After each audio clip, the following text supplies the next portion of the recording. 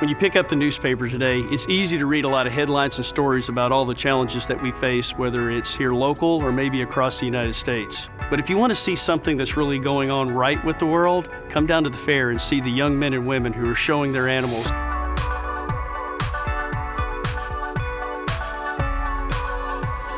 See them with their families, see how they work together, and also have them shake your hand at the very end of it and say, thanks for being a part of our community.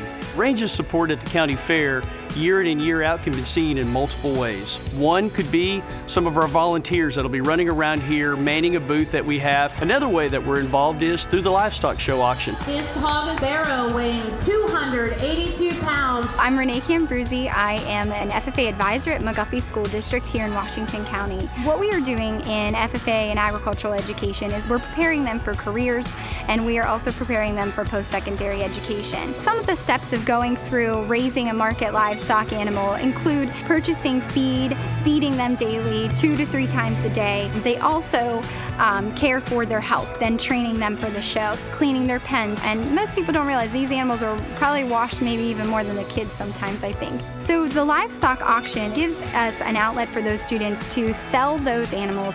Range Resources and other energy companies come to the fair and they use this as exactly a fundraiser mechanism. So if you are sitting in the fair, you're probably thinking Range Resources is taking home a truckload of animals, and in fact they are not. They support our 4-H members, they support our FFA members by purchasing in the first round of the fair. So they bid and they actually donate the animal back. So what happens is that kid then resells the animal, and that money, in Range's case specifically, goes into a 3-way split. That 3-way split includes the 4-H Endowment Fund, the FFAs of this county, as well as the Scholarship Fund. But it has also poked the fire for other companies to come and give to this 3-way split. Washington County Fair is kind of the envy of the fairs around Pennsylvania, and we need to be happy and appreciate the businesses we have and the support we have, especially from the energy industry. I'm with Penn State Cooperative Extension.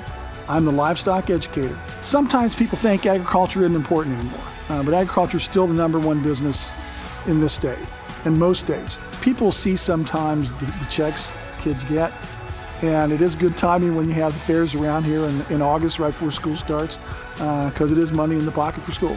And it's money for buying next year's project.